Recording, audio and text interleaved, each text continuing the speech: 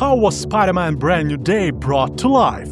From rebuilding 4 blocks on New York City on massive studio sets and redesigning Spider-Man's iconic suit to filming practical action sequences, reinventing the web swinging, and giving Tom Holland his first chance to help shape the story in the writer's room, here's the behind-the-scenes story of how Marvel created the next chapter of Peter Parker's journey.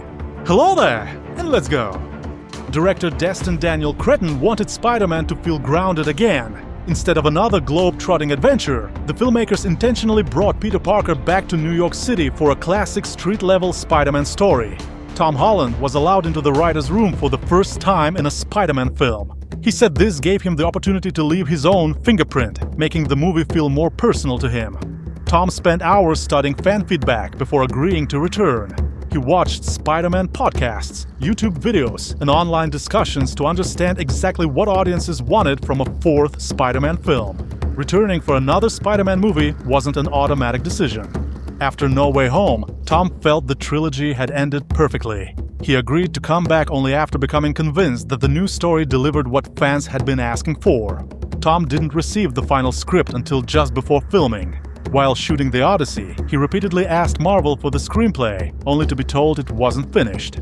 The stunt work has become much more demanding. Tom said that when he started playing Spider-Man at 18, he could spend an entire day on wires and return to work the next morning without any problems.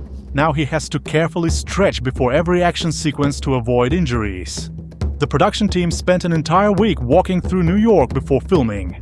Director Destin Daniel Cretton and every department head explored the city's streets, photographing neighborhoods and studying its atmosphere to capture the real feeling of New York on screen.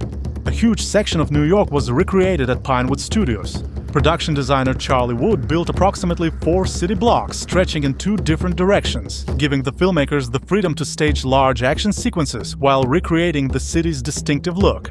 The web swinging was completely reimagined. The visual effects and camera teams wanted audiences to experience Spider-Man swinging in a way they never had before, making viewers feel the height and vertigo of every jump.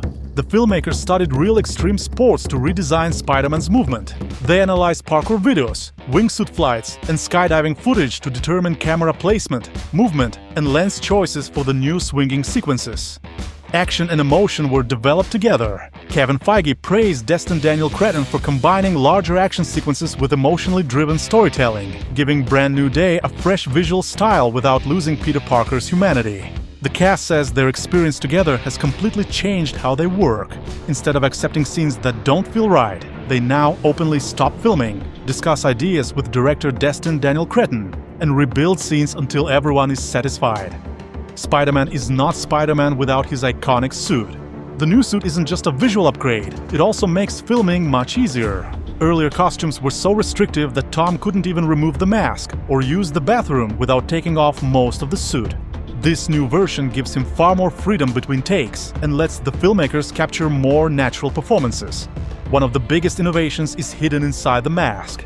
New lenses allow cameras to see Tom Holland's eyes through the suit in certain lighting conditions. The material itself has changed as well. Previous costumes used thick raised webbing that limited Tom's facial movement, making dialogue difficult. The new stretch fabric allows his jaw and facial expressions to move naturally while keeping the classic Spider-Man look. The worst part of wearing the Spider-Man suit is the smell. Tom joked that after spending 12 hours jumping, running, and fighting in the costume, it becomes incredibly unpleasant inside. Well, that's all! Thanks for watching, please like, subscribe, watch more videos, and see you next time. Take care!